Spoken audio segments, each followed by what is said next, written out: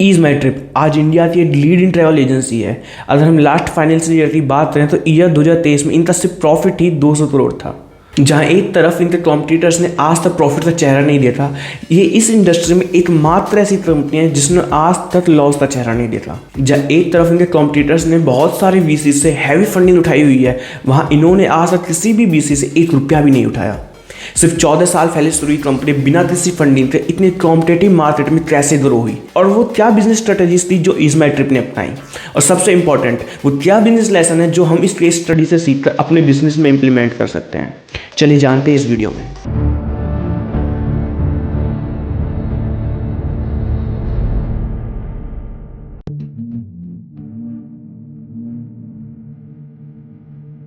तो ये कहानी शुरू होती है साल 2005 में, जब एयर इंडिया जो कि गुजरात की एक लीडिंग एयरलाइंस कंपनी थी, अपनी सेल बढ़ाने के लिए एक मार्केट कैंपेन लॉन्च करती है जिसमें पर डे 30 लकी विनर्स को एक टिकट 1 रुपये मिलने वाली थी। अब निशांत पिट्टी और रिकांत पिट्टी एयर इंडिया की वेबसाइट की एल्गोरिथम में एक लूप होल ढूंढ लेते हैं, जिससे हर बार ये 30 से 30 टिकट इन्हें ही मिल रही थी। अब एयर इंडिया ने कई बार अपनी एल्गोरिथम में चेंज करने की कोशिश करी, पर वो हर बार फेल हुए। पर एयर डिफेंस को पता चल चुका था कि ये टिकट मार्केट में फ्लोट होने की जगह पर 2 भाई हैं जो उन्हें हर बार ग्रैब कर रहे हैं, बट वो किसी इलीगल वे में नहीं कर रहे थे। तो एयर डिफेंस ने उनके ऊपर लीगल एक्शन लेने की जगह उन्हें दिया एक ऑफर। अब पहले निशांत और रिकांत इन टिकट्स को बस मजे के लिए ग्रैब कर रहे थे, पर कंपनी ने उन्हें ऑफर दिया कि इन टिकट को वेस्ट करने की जगह वो नॉर्थ इंडिया में डिस्ट्रीब्यूट करना स्टार्ट करते हैं। और ऐसे ही साल 2006 में शुरुआत होती है ड्यूक ट्रैवल एजेंसी की। अब 2 साल ट्रैवल एजेंसी चलाने के बाद इन्हें उन पेन पॉइंट्स के बारे में पता चलता है जो एक ट्रैवल एजेंट फेस कर रहा होता है, जिन्हें टेक्नोलॉजी की मदद से सॉल्व किया जा सकता था। और साल 2008 में दोनों पिट्टी ब्रदर्स मिलकर ईज माई ट्रिप नाम से एक B2B सॉफ्टवेयर बनाते हैं ट्रैवल एजेंट्स के लिए, ताकि ट्रैवल एजेंट्स अपने टिकट्स को आसानी से बुक कर सकें।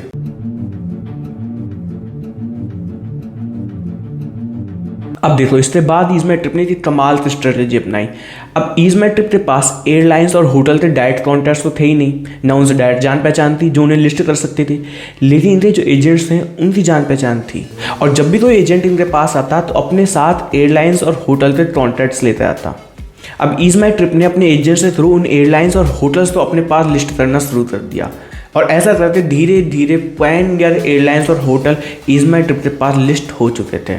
अब साल था 2011। रिकांत पिट्टी और निशांत पिट्टी अपने छोटे भाई प्रशांत पिट्टी को कंपनी ज्वाइन करने के लिए बुलाते हैं, जो अब तक USA की कंपनी में जॉब कर रहे थे। प्रशांत पिट्टी के कंपनी ज्वाइन करने के बाद उन्हें रियलाइज़ होता है कि इतना सब डाटा होने के बाद हमें B2B से B2C में भी शिफ्ट हो जाना चाहिए। जहां अब तक वो एक सॉफ्टवेयर कंपनी की तरह काम कर रहे थे, अब उन्हें ट्रैवल एजेंसी की तरह काम करना चाहिए। पर ईज माई ट्रिप के लिए शिफ्ट इतना ईजी नहीं था जितना सुनने में लग रहा था, क्योंकि B2B से B2C जाने में इनके जितने भी ट्रैवल एजेंट्स थे उनमें से आधे से ज़्यादा छोड़ जाने वाले थे, और ऐसा ही हुआ।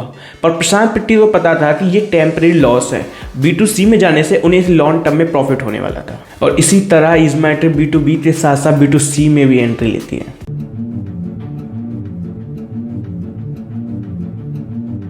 अब ईज माई ट्रिप के आने से पहले बहुत सारी वेल फंडेड स्टार्टअप्स मार्केट को कैप्चर करते बैठी हुई थी, पर वो इतना कुछ अच्छा परफॉर्म नहीं कर रही थी। दरअसल पहले होता क्या था, अगर आपको किसी OTA मतलब ऑनलाइन ट्रैवल एजेंसी से टिकट बुक करानी है तो सबसे पहले तो आप उनकी वेबसाइट पे जाते, अपनी टिकट सेलेक्ट करते, और टिकट सेलेक्ट करने के बाद आप गूगल पर जाते और एक कूपन कोड सर्च करते हैं। उस कूपन कोड को अप्लाई करते, यानी डिस्काउंट ग्रैब करते, और एंड में एक कन्वीनियंस फीस पे करते, अपनी टिकट को बुक करते।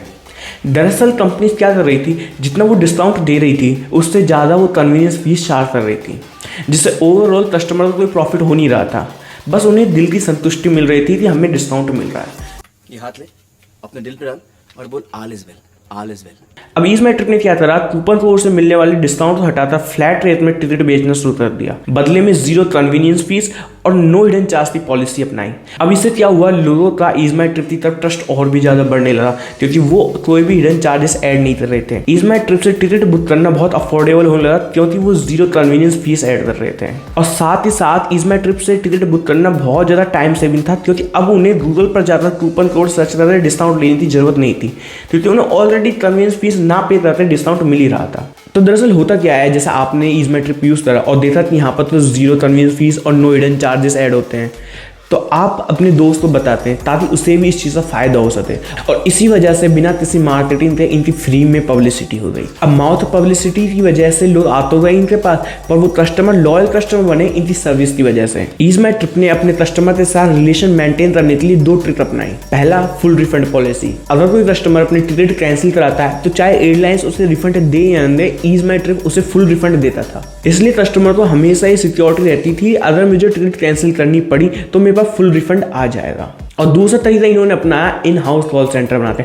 अब बाकी कॉम्पिटिटर्स क्या कर रहे थे, अपने कॉल सेंटर्स तो आउटसोर्स करवा रहे थे, पर इन्होंने इन हाउस कॉल सेंटर्स बनाए ताकि ये अपने कस्टमर के साथ में रिलेशनशिप मेंटेन करते रह सकें और साथ ही साथ जल्दी से जल्दी अपने कस्टमर की प्रॉब्लम को सॉल्व कर सकें।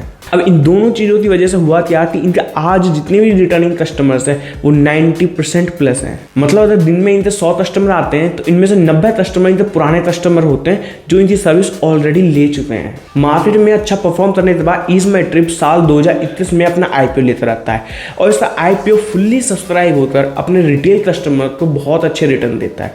सब कुछ बहुत अच्छा चल रहा था। फिर आता है कोविड। पूरे पैन इंडिया में लॉकडाउन लग जाता है, चारों तरफ अफरा तफरी मच जाती है, लोग अपनी फ्लाइट की टिकट कैंसिल कर रहे होते हैं, ट्रेन, बसेस, होटल सबकी बुकिंग कैंसिल हो रही होती है और एयरलाइंस और होटल के पास रिफंड देने के लिए इतना कैश रिजर्व नहीं होता है। अब दरअसल होता क्या है कि जितने बिजनेसेस हैं वो अपने कैश को आगे फॉरवर्ड कर देते हैं अपनी सैलरीज तो पे करने में, अपनी इन्वेंट्रीज तो मैनेज करने में। ऐसा ही एयरलाइंस और होटल्स ने किया हुआ था। तो जब इतनी सारी टिकट एक साथ कैंसिल हुई तो उनके पास रिफंड देने के लिए इतना कैश रिजर्व था ही नहीं। कुछ एयरलाइंस और होटल की हालत तो बैंकरप्ट होने की कगार पर भी पहुंच चुकी थी। अब एक ऑनलाइन ट्रैवल एजेंट तभी आपको रिफंड दे सकता है जब एयरलाइंस या होटल आपको रिफंड देती है। इसी वजह से इस इंडस्ट्री में जितने भी ऑनलाइन ट्रैवल एजेंट्स वो कोई भी आपको रिफंड दे ही नहीं रहा था। पर ईज़माई ट्रिप ने क्या डिसाइड करा कि उनके पास जितनी भी कैश रिजर्व है उनमें से वो रिफंड देंगे और ऐसा करते उन्होंने 130 करोड़ से ज्यादा पैसे रिफंड कर दिए और बाकी उनके पास जितना कैश रिजर्व बचा था उसे उन्होंने एयरलाइंस और होटल्स को दे दिया जो बैंकरप्ट होने वाले थे और उन्हें बैंकरप्सी से बचा लिया। अब इससे हुआ क्या, पहला तो लोगों का ट्रस्ट और मजबूत हुआ ईज़माई ट्रिप के लिए और दूसरा एयरलाइंस और होटल के साथ में तो रिलेशन और भी ज्यादा अच्छे हो गए जिससे उन्हें बाद में बेटर कमीशन मिलना स्टार्ट हुआ। 6 महीने बाद जब लॉकडाउन खुला, लॉकडाउन खुलने के साथ साथ ईज़माई ट्रिप जो पहले छठे पायदान पर हुआ करता था जंप मारते सीधा 7 नंबर पे आ जाता है। जहां पर इनके सारे कॉम्पिटिटर्स लॉस पे लॉस बुक कर रहे थे, ईज़माई ट्रिप अपनी इंडस्ट्री का एकमात्र ऐसा प्लेयर था जो प्रॉफिट बुक कर रहा था, जिससे सिर्फ 2 रीजन थे। पहला, क्योंकि लोगों की फर्स्ट प्रायोरिटी ईज़माई ट्रिप बन चुका था, क्योंकि उन्हें पता था अगर किसी रीजन की वजह से इन्हें टिकट कैंसिल भी करनी पड़ी तो इन्हें फुल रिफंड मिल जाएगा। और दूसरा, एयरलाइंस और होटल से अच्छे रिलेशन होने की वजह से इन्हें अब बेटर कमीशन मिल रहे थे। बेटर कमीशन मतलब ज़्यादा प्रॉफिट।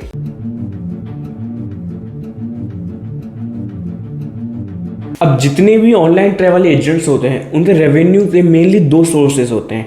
पहला तो टिकट पे मिलने वाला कमीशन और दूसरा कन्वीनियंस फीस।